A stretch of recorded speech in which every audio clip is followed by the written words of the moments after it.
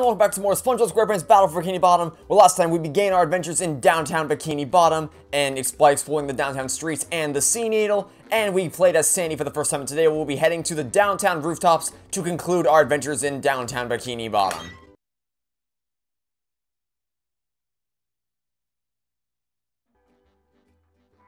Sandy! Boy, am I glad to see you. I need your help. My TV reception has been terrible lately. I need to have someone replace my old antenna with this shiny new one. Yes, sir. That there antenna is shinier than a $3 bill. Well, why don't you replace it yourself? I'm not really much of a jumper. So, what's jumping got to do with it? Because the old antenna is up there. Woo! That's taller than a glass of Texas iced tea. The robots have blocked off that building, and I can't do all those fancy moves you and SpongeBob do to get across these gaps. All I can do is flex! Wanna see? Yeah, great. So what are you gonna do with the old antenna? Oh, that? It's yours if you replace it with a new one. Well, I have been getting bad TV reception in the tree dome. Okay, Larry, you got a deal. Alright, so before we begin our quest to fix Larry's TV reception, the first thing we're going to want to do after activating the teleport box, of course, is actually turning around and going behind the building right here, because you notice there's a button back here, and there's a bunch of tikis up there, which makes you think of wonder what's on top of the giant windmill up there, or the giant, not the windmill, the giant fan. Well, the answer to that question is going to be revealed as soon as you hit this bus stop right here, switch to SpongeBob, and then we're going to bubble bounce on top of this button to cause a trampoline to appear, and then we're going to bounce up in the middle of this trampoline, hit all the tikis at once, land on top of the giant fan, and collect the sock that is hiding just behind these blades, right so. Now, the next thing we're going to want to do is we're going to want to jump off the building and onto the rooftop right here. You could land on top there if you wanted to grab the golden spatula, but we're not going to do that because that's not really how you're supposed to do that. We're going to do it the official way. I want to land here so we can activate this teleport box. I didn't intend to warp here, but I just wanted to have that open for later. So yeah, I didn't want to skip ahead in the level that much. I just want to have this box open for later. Anyway, now we are going to go ahead and switch to Sandy. Now we can actually begin our quest to go replace Larry's antenna. And the way we're going to do that is, of course, as you may recall, this gap cannot be crossed without Sandy. You need to use her last ability to press the A button 3 times in a row, hold it on the third press, and then float across the gap just like so.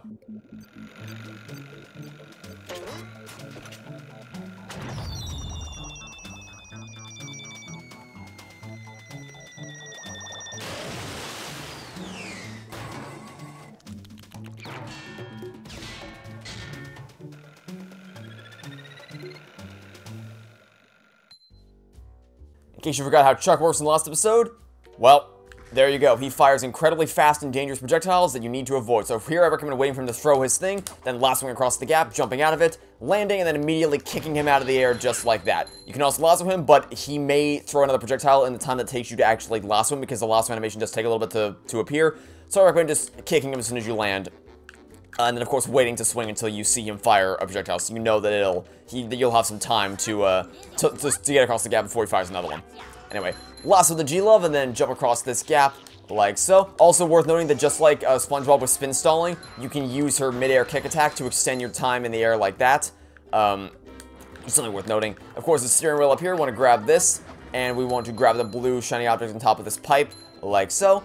Next, you want to land on this little wooden platform let it take you up here to destroy the Duplicatotron so that no enemies can spawn and interfere with your quest to get across this next gap by swinging across. So as a reminder, jump, press the B button to hook on, then jump again and press the B button to hook onto this one, and jump again to release yourself and hover across the gap to land here and lasso this enemy before it gets a chance to get too close. And now we're going to float across this gap, and this is the ledge you may have remembered that we landed on earlier accidentally through use of the teleport box. So this is what we're going to use. This teleport box right here is what we're going to use to get back to this point after we complete this little quest, of which we need 2,100 shiny objects in order to access. And as you can surely see, had we given Mr. Krabs 3,000 shiny objects before we came to downtown Bikini Bottom to get a spatula, we would not have had anywhere near enough shiny objects in order to actually complete this quest. So I recommend, as usual, you follow along with when I use my shiny objects, because there's a very particular order that we're going to go about doing these things. Anyway, once you hit the button, a series of swingers are going to spawn in that you need to swing across like this.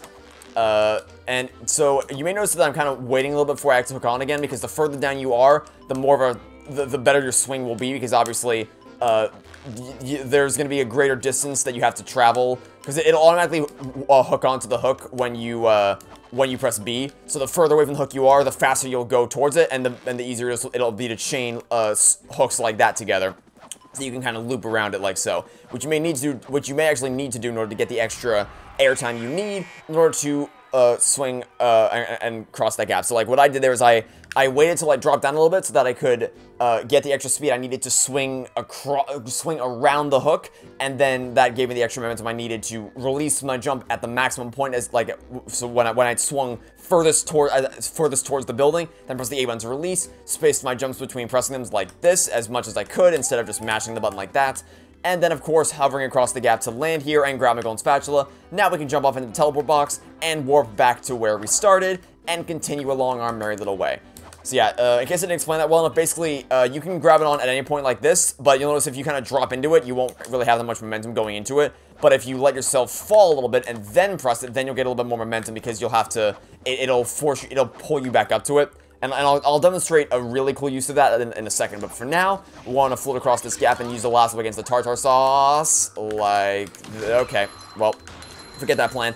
I got a little caught off guard, so I just had to resort to use my kick attacks, but if you can, you want to try to lasso him. Anyway, bounce up here, defeat the chomps, but then don't move on past them. You want to instead turn around and then jump on top of this ledge, and then space your jumps to land on this roof right here. You may have to ledge grab if you don't make the distance, but that's fine. You ledge grab up, grab this sock, then turn around, float on top of this building, and grab yourself a steering wheel. So yeah, it's very easy to miss those two things, but you want to make sure you don't move on until you have them, because they're, as I mentioned, we are going for 100% run here to get everything, so we want to make sure we don't miss any collectibles. Yes, this is what I was talking about here. If you wait as late as possible to actually grab onto this thing, and then press the B button, then you'll swing around it like this to get a little bit of extra momentum, which you can use to increase the distance you can cover with the gap. In fact, if you get a really good swing, you can actually make your way up on top of there. And the coolest use of that is what I'm actually gonna show it off when we get to this penultimate level of the game. So episode 19 is when we'll show off my favorite use of that kind of swinging around the hook mechanic. But for now, we're just gonna stay the course and keep on moving along our merry little way. First priority, as always, is to get rid of the Duplicatotron, because we don't want it to spawn any more enemies. Hide back here while it explodes. Then once it's down and out, you can use your lasso against the remaining G-Loves, and then press the button behind the Duplicatotron to cause the trampoline to descend, which you can then use to bounce your way up to the top, like so, and come face to face with a Chuck waiting for you right across the gap. Again, wait for it to fire its projectile, then immediately jump as it throws it to steer around it, walk up to it, and kick it out of the air so it doesn't get a chance to fire another projectile at you. Next up, we're going to find another steering wheel up on this series of wooden platforms, and you are going to see it floating out there over to the right-hand side. So we're going to go ahead and grab this right now. Then we're going to hover over here. This part isn't required, but I am going to float out to grab this blue shiny object and then float back. And then, of course, you want to make sure you grab the purple shiny object over here to get as many, or to increase your counter as much as you possibly can. Then hover over here, use your lasso against this tartar sauce, and if you so choose to, you can also go ahead and lasso the Thunder Tiki that's up there to get yourself some extra shiny objects to make sure to kind of reduce any grinding we may have to do in the future. Now here, I recommend you hover over the G-Loves, smack the Duplicatotron, jump on top of the wooden platform, wait for the explosion to go off, then jump back and lasso the G-Loves like so, because if you try to hit it on the platform and stay there, you may get bonked off the edge of one of the G-Loves, and you don't want that to happen.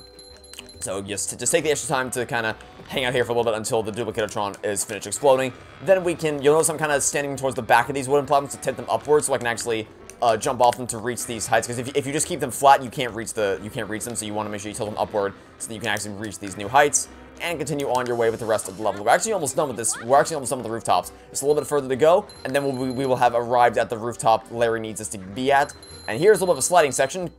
Every character can slide. As you noticed last time, we slid as both SpongeBob and Patrick. Sandy can slide too.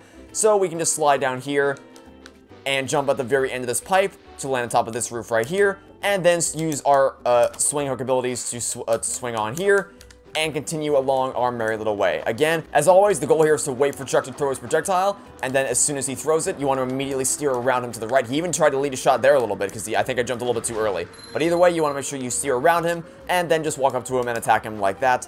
And assuming you did all that correctly, you will have made it to the end and can collect your golden spatula. Rooftops can be a little bit tough, but I think we made it through pretty nicely. And we are only missing one steering wheel, which is waiting for us inside this next building. And before we go any further, we are going to switch to SpongeBob because we need him to activate his bubble bounce. And this is where our adventures with Sandy will come to an end. But don't worry, we'll be playing as her not before you know it. We'll be back playing as her again in just about 4 episodes. Anyway, we're going to bubble bounce right here to cause the trampoline to extend. Bounce away up here. But before we go into the building, you want to go around this side. Because around here, you will find yourself a sock waiting for you. And again, you don't want to miss any of the socks because we're going for 100% run here. So, once you get that, you can head to the door and enter the lighthouse. So this is an enemy gauntlet, but I'm going to try to make this as easy for you as possible because I know where all the Duplicatotrons spawn. So I'm going to basically we're going to do this as fast as we possibly can. So, each floor of the lighthouse, because we're in the lighthouse right now, the lighthouse is an enemy gauntlet, and each floor of the lighthouse has a single Duplicatotron that spawns enemies. The goal is to clear out clear out all the enemies and the Duplicatotron for that floor, and then you'll be moved to the next floor when you can collect, or when you have to fight another wave. And we're gonna do this as fast as possible because I know where all the Duplicatotrons spawn, so I'm gonna show you where they all are, and we're going to attack them as soon as we spawn to the floor. So follow my movements carefully here. So the goal is gonna be to hit every Duplicatotron without spawning any enemies, but any enemies that we do miss, you wanna make sure you mop those up before you go to the next floor. It'll automatically drop you between floors, so you don't have to worry about that. Until we get to the last one, because when we get to the last one, I'm going to show you how to get a cool purple shiny object, which is going to require us to default back to the center of the area. So the Duplicatotrons will spawn on the perimeter, on the along the exterior ring of this floor. But the final purple shiny object, you have to default back to the center to get it. So just follow the movements carefully. To start off with, you want to run forward and immediately attack the Duplicatotron and any subsequent enemies it spawns out. Then return back to this position, and you'll automatically fall into the next one right here. Then move to the right next to this post. You'll fall into the next one, attack it right here. Then go back to behind the scenes, and you'll fall into the next one right here. Now the next one's going to be next to this post. You want to fall into this one and attack it. I missed it, but that's fine because we have to go this way anyway. The final floor is right beneath us, so actually good that we have to delay. You want to fall to the center and immediately hit this Thunder Tiki right here, and sit back and watch the fireworks because the Thunder Tiki is going to explode all the Stone Tikis around it, and collect the purple shiny object like so. Now for the final floor, you can just destroy either Duplicatotron in any order. It doesn't matter which order you do, but you have to destroy them both. And I recommend you get both of them before you start attacking enemies, because any enemies you destroy in the meantime can just be replaced by the Duplicatotron. So destroy both the Duplicatotrons, and then focus on taking on the enemies one at a time. I recommend dealing with the tartar sauce first, before anything else, because it takes 2 shots to go down. Then find the Chuck. Again, make sure you try to outsmart him with baiting the shots, and then taking him out. Then deal with the G-Love. Finally, deal with the Chomp, and that will be all the enemies cleared out, and the lighthouse done. We did that very fast, because I know where all the Duplicatotrons spawned. But of course, you know, it might take you a few tries to make sure you get through it as quickly as possible. Those are the locations of all the Duplicatotrons for each floor, so you know where to find them all. Now, before we leave, there's 2 things we gotta do. First off, grab the steering wheel right here. Obviously, that's the last one of Downtown Bikini Bottom, so now we can return to Mrs. Puff and collect our reward. But also, you want to hit the bubble bounce on this button right here to cause the trampoline to spawn, because now we're gonna want to bounce all the way back up to the top of the lighthouse, where there's a sock waiting for us. And of course, we don't want to leave without that sock. That is the last sock that we can collect in Downtown Bikini Bottom for the time being. There is one more that we're going to be able to get when we return, and you may be able to guess what that's linked to due to something else that we can't get right now until we return with a certain ability. But this is the last sock we can get for now. You can just kind of bounce into it naturally. Then you can jump back over here and land in your golden spatula for completing the lighthouse. Now we can head out these doors and return back to the downtown streets.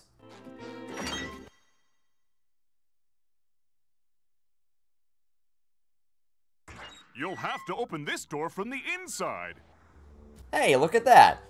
Remember last episode when I said not to forget this building? Well, look at that. It's the same building that we just came out of. The lighthouse was the building that was locked on the inside all along. Who would have thought it? Anyway, now that we've done that, we can just retrace our steps to get back to where we were. Or if you don't feel like walking, then you can also just open the pause menu and then warp to the end of the road spatula, like this, and it'll automatically teleport you back to the beginning of the area where Mrs. Puff is waiting for us to give us our reward. SpongeBob, I'm impressed. How did you fight? Well, there were these robots. I met Sandy, and the lighthouse was... Okay. Sorry I asked. Here's the golden spatula that I promised you. Thanks, Mrs. Puff. Now I'll help you guys evacuate. But SpongeBob, you don't have a driver's license. Oh, don't I? No, you don't. Well, if I don't, then what's this? A library card. Oh. And that is the last thing we can collect right now until we come back, of course, with the cruise bubble, like the game literally tells you right here. So you can wave goodbye to Downtown Bikini Bottom for the time being. It was fun while it lasted, but now it's time to return to the hub area and go collect our final spatula of the video from Patrick, because now, as you notice, we have 14 socks, which means we can trade in 10 of those for a spatula from Patrick. And while, again, we do have enough to trade in for a spatula from Krabs, again, don't do it. As you saw in this episode, if we traded in the shiny objects for spatula last time, we would not have had enough shiny objects in order to get to Downtown Bikini Bottom today. So it's a good thing. You want to make sure you hold strong and hold off on trading in your shiny objects for the time being. Trust me, we will reach a point where we are going to start grinding with a very easy method. Actually, 3 easy methods to grind for shiny objects, and it'll make Mr. Krabs' spatulas a complete joke. For the time being, let's get a spatula from Patrick. Wow, SpongeBob, you found some! Now they're back home, safe where they belong. Here's your golden back scratcher.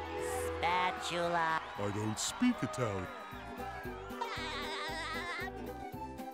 And that'll be it for now. Next time, we're going to begin our adventures in Goo Lagoon, right over there, which is the final level of this first hub area. Then it'll be time for our first major boss battle of the game, which is exciting. So that'll be it for now. Thanks for watching. Stay tuned for the next episode. Catch you all tomorrow for some more SpongeBob SquarePants Battle for Bikini Bottom. Goodbye.